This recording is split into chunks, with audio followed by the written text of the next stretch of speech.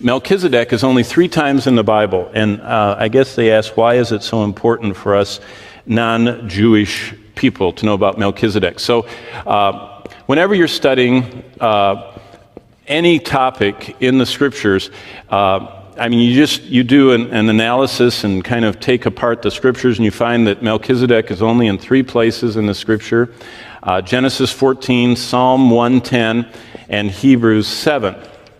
Now immediately my mind starts thinking about this. Genesis 14, that's with Abraham, was about 2000 BC. Psalm 110, as David wrote it, was about 1000 BC.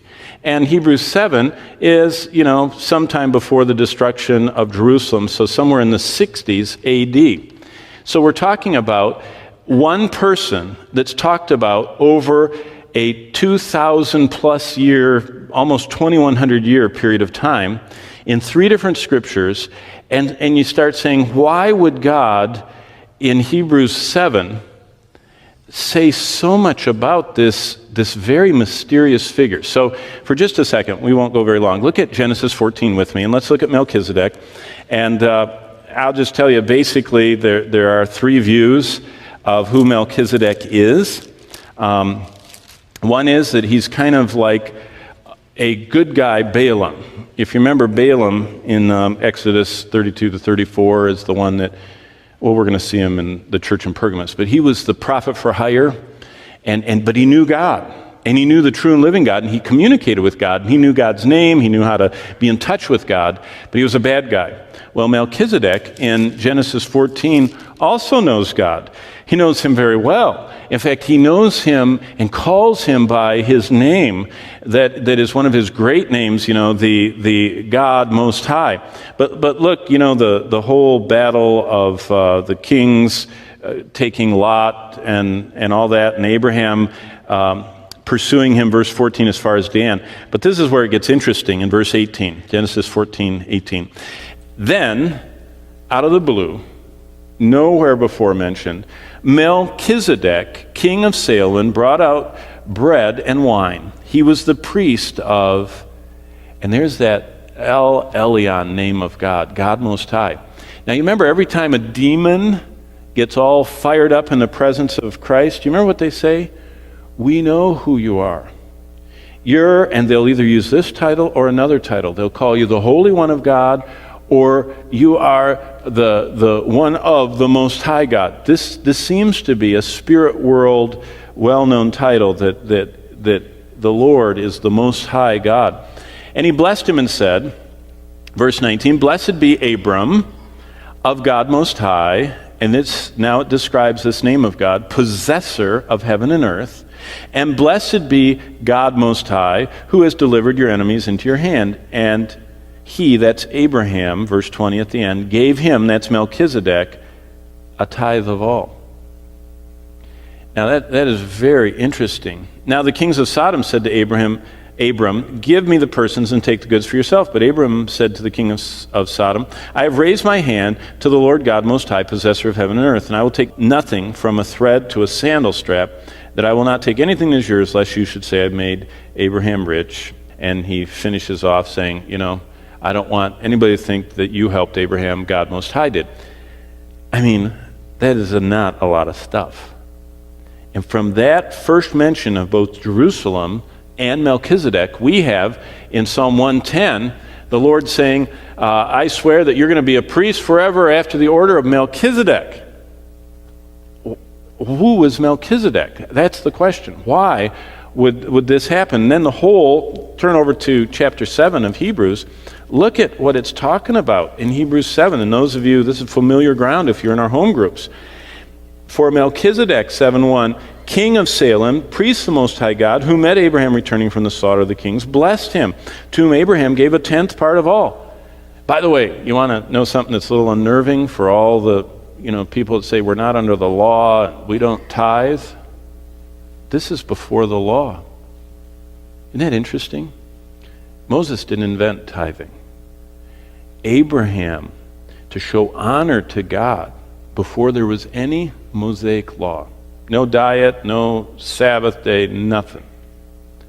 Moses wrote all that down. But this concept was known before that. To honor God, you give him the tenth. And so I always remember when I was talking with John MacArthur about this, when I was starting out, a newlywed, struggling to live in Los Angeles, as expensive as it was. And I said, John, what do you do? And he says, I don't want to be a legalist. He said, I don't ever want any legalism, so I never give 10%. He said, I give 11. You know what the average American gives? The average church-going evangelical American? 1%. And they think that's huge for God. As long as we're on tithing, whoever asked this question, thanks for asking it. I've been waiting for a long time to talk about this. It's not like 10% belongs to God and I get the other 90%. It's like 100% belongs to God. And my goal in life is not to see how much of the money God has richly given me I can spend, but how much I can put at his disposal. And to think of leveraging every dime so that I can have the largest home and the newest car is a very ungodly, unbiblical thought. It's American, but it's not biblical. The goal is not how much we can amass. It's how much we can sacrificially show the lordship of Christ over in our lives. So thanks, whoever stuck this under my door to get me started on that. But let's get back to Melchizedek. Who was he? Well, basically, if you're in the study, you know that he is a contrast. We have the Aaronic priesthood, and we have the Melchizedekian priesthood. And if you know anything about Aaron, it was hereditary. You could just hereditary. You could just be a priest as long as you're in the right family. And as you know, there were some rascals, and there were some good ones. And there were drunken children of Aaron that got burned up by the Lord and other things. So, and then we'll come to that with the Christian and alcohol. But with Melchizedek, it was very personal. It shows that God picked him. Another thing about the Aaronic priesthood was these were just men, and basically that were dying. We all are dying. Melchizedek is described as having neither beginning of days nor end of life. He is pictured as being timeless. You're doing this in the study. You can do this. But what Melchizedek is it is a picture of what Christ will do. Like the Aaronic only dealt with Israel. They were only priests for the nation of Israel. Melchizedek is a priest that the kings of Sodom are recognizing, that Abraham, the one from Ur of the Chaldees, is talking to long before there was in Israel. And so he is what we could call global or international or whatever. It's a worldwide priesthood. And so why Melchizedek is so important is he becomes what we call a type of Christ. That Christ would be a personal priest, that he is an eternal priest. That's what the whole goal of Hebrews 7 is. He has a never-ending priesthood that saves us to the uttermost. And he isn't just saving the Jews, even though Jesus said salvation is of the Jews, but he's also so loved the world. And so you can do the rest of the study, but I still haven't answered who was he. And so there are three views of that, and I will just briefly tell you what they are, and I'll tell you the one I like. Melchizedek could be one of three things. Either he could be a good Balaam. In other words, some pagan that came to know the Lord and knew access. So he was kind of like a good priest that knew God, but predates any revelation that's written down. And that's a view of some. We still don't know where Balaam came from. Balaam knew how to get directly in touch with God, which few people in the Bible knew. So Balaam is a mystery. The one thing about Balaam, though, is Balaam wanted to, by his own words, he says, "Let me die the death of the righteous." He says that. But you know what? He didn't want to live the life of the righteous. And so Balaam is forever a picture of someone that's talk but didn't possess. That he talked about God. God was near in his mouth but far in his heart. And as far as we know, Balaam is going to be suffering the blackness of darkness forever, eternal perdition, because he wanted to die the death of the righteous without living the life of the righteous. In other words, a life of faith. But so he was a good priest. Number two, some say that he was a theophany. Melchizedek was. Theophany, if you ever heard of that word, theo means God, phanos is in a bodily form, or a Christophany, which is the same idea, Christos, Christ, in a body. A pre-incarnate visitation of Christ. And the reason they say that is because how could someone be the king of a Canaanite city like Salem and be godly? Because the Canaanites were so wicked. Remember Moses said the iniquity of the Amorites is not yet full. In fact, when they excavate around Israel, they hardly show the people what they find.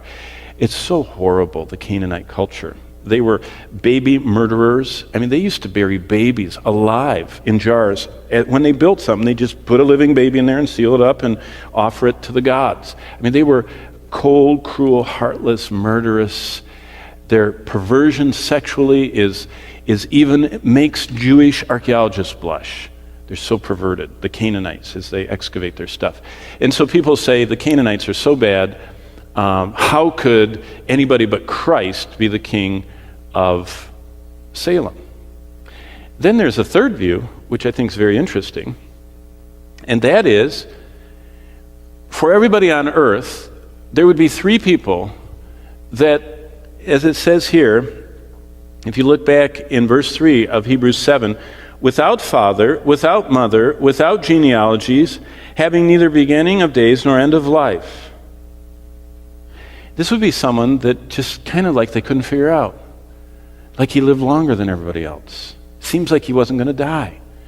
And he kind of was old when people just started coming around. And it's like he's from somewhere else. And there is someone like that. And his name is Shem, if you think about it. Because Noah had 3 sons. And those 3 were 100 years old when they stepped off the ark. So they were already old. But after the ark, after the flood of Noah, people began living normal, basic lifespans. A little elongated, but not really anything. And Shem lived 500 plus years, if you read what it says in Genesis 11. And so here's what I mean. Shem lived 400 years after the flood. That means that Shem would have been around for about 100 plus years, I don't have my chronology in front of me, of Abraham's life. So Shem easily could have lived in Jerusalem. Why? Because Japheth lived in Joppa. You know, you remember Shem, Ham, and Japheth? Do you remember what they did? If this is the ark, Japheth went down to Joppa, and his family became what we call the Europeans. Those are the Japhetic tribes. And if you're ever interested in this, there's a guy named Bill, I'll think of it in a second. He spent his whole lifetime, he's a British guy, he spent his whole lifetime studying the table of nations that's in Genesis 10. Genesis 10 says that from the ark overspread the earth 70 families, and it names every family. And it gives a specific name, you know, the Mizraim and the Kethraim and the Luddites and all these, 70 names. And Japheth's family, Ham's family, they went south. They became the equatorial people, the hot country people. They became, Africa, the coastal areas, and Ham's descendants.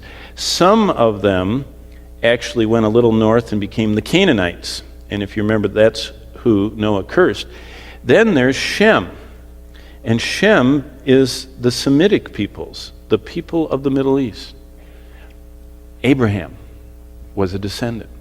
So it's very possible that Shem is one of Shem fits with the good priest and the theophany thing quite well, because all of them we don't know. But it's very interesting that if you do the chronology, it appears that Shem died the same year as the 127-year-old Sarah died. And so if you know anything about Abraham's life, he must have really mourned that year, because he lost possibly this person that knew God from before the flood and told him about, Noah. And Noah would have known all the way back, through his relatives, would have known and heard of Adam. And so this touch all the way to creation, Shem would have brought all the way here to Abraham's life. But this book that's written is fascinating, because this man, Bill, whatever his name is, his book is called After the Flood. That's the title of it, After the Flood. And if you're one of these people who likes to read intriguing stuff, he spent 30 years of his life systematically going through the archives of Denmark, of Scotland, of England, of Germany, of Italy, of Spain, and then he went to the Middle East, and he went through Turkey's and Syria's, and he spent, and he finished this book in the 70s, and it used to be sold by Institute of Creation Research, because it's so fascinating. What he found is every one of the 70 families that are listed in Genesis 10, every one of them you can find in the royal archives of these countries, exactly spelled the same. Now, these people don't study the Bible, they don't even believe the Bible, and they don't even care what's in their archives. But the earth is not as old, and that will get up to this question here. The earth is not as old as a lot of people think, because Shem most likely knew Abraham. Shem's dad most likely had first-hand accounts of Adam. And it's very possible Shem was Melchizedek, because he would have known the Lord. And he would have appeared to be, verse 3, he would have appeared to be without father, without mother, without genealogy, having neither beginning of life nor end of days, but made like the Son of God. So that's a possibility.